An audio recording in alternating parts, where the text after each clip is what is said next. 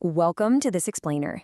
Today, we're unpacking something absolutely crucial to modern biology, the invisible genetic GPS used to navigate the DNA of all living things.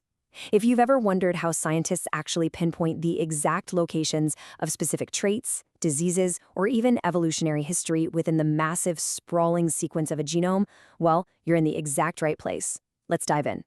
Because before we can truly understand the genome, we have to ask, how do you map a universe that fits inside a single cell? Every single cell contains this vast, complex universe of genetic information. To make sense of it, to breed better crops, catch a criminal, or predict a genetic disease, we can't just wander around aimlessly in there. We need a mapping system, and an incredibly precise one at that.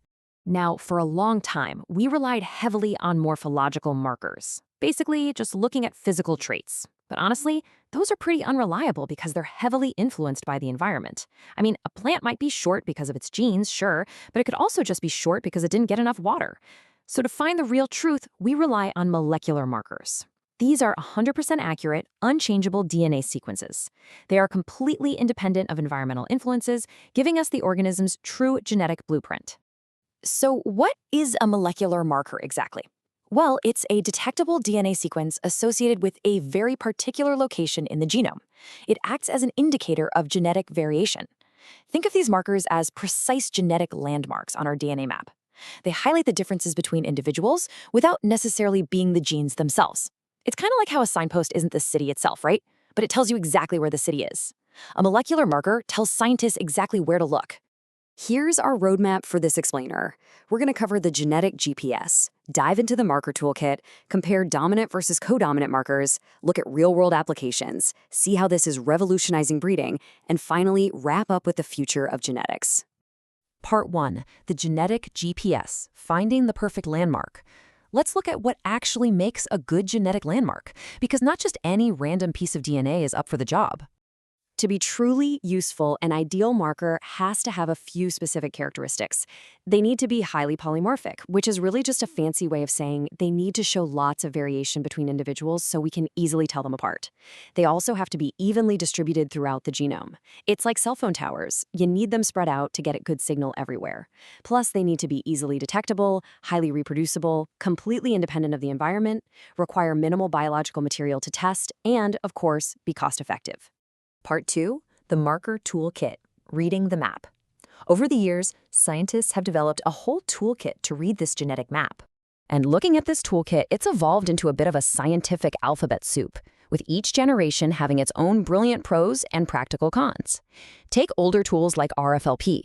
Highly reliable, but man, it's time-consuming and needs lots of high-quality DNA. Then there's RAPD, which is simple and inexpensive, but has lower reproducibility. Moving up the tech ladder, AFLP gives us high reproducibility but is technically demanding and pretty expensive.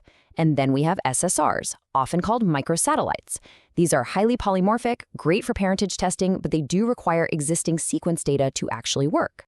But then we get to SNPs, single nucleotide polymorphisms. This is the ultimate high-throughput tool. We're talking about a single altered letter in the DNA sequence, like a C swapping to a T. That tiny swap gives us an incredibly precise landmark. Because these single-letter variations are just absolutely abundant throughout genomes, they're perfectly suited for massive genome-wide association studies and personalized medicine. Part 3, dominant versus codominant. How much can we see? This brings up a really crucial distinction in genetics regarding how much data these tools actually give us. We essentially divide these markers into two camps, dominant and codominant. Dominant markers like RAPD and AFLP cannot distinguish a homozygous dominant individual from a heterozygous one. They basically just tell us if a trait is present. It's like knowing someone was in a room, but that's about it. Codominant markers, on the other hand, like RFLPs, SSRs, and SNPs, give us the full picture. They distinguish all genotypes perfectly. They show us exactly who was in the room, what they did, and what hidden traits they're carrying. That's why codominant markers are almost always preferred for deep genetic analysis. Part 4. Real-world applications, destinations on the map. With our toolkit established, let's talk about where these genetic landmarks actually take us out in the real world. The applications here are absolutely staggering. In genetic mapping, they're used for gene discovery. In medicine, they are the key to disease diagnosis, along for early detection and risk assessment long before symptoms even appear. They're heavily used in forensic science for criminal investigations and paternity testing. And in biodiversity, they help us trace evolutionary relationships and population structures for conservation. They're literally the silent engines driving modern biology forward. Part 5. Revolutionizing breeding, the future of our food. One of the most profound, immediate impacts of this genetic GPS is on the food we eat every single day. This is where marker-assisted selection, or MAS, is a total game-changer for agriculture. Traditionally, if you wanted a drought-resistant plant, you had to breed it, wait for it to grow, stop watering it, and just see if it survived. That takes seasons, sometimes decades.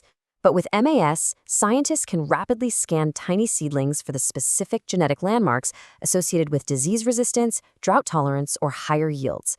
They pick the winners immediately, which drastically cuts down breeding time and vastly improves accuracy.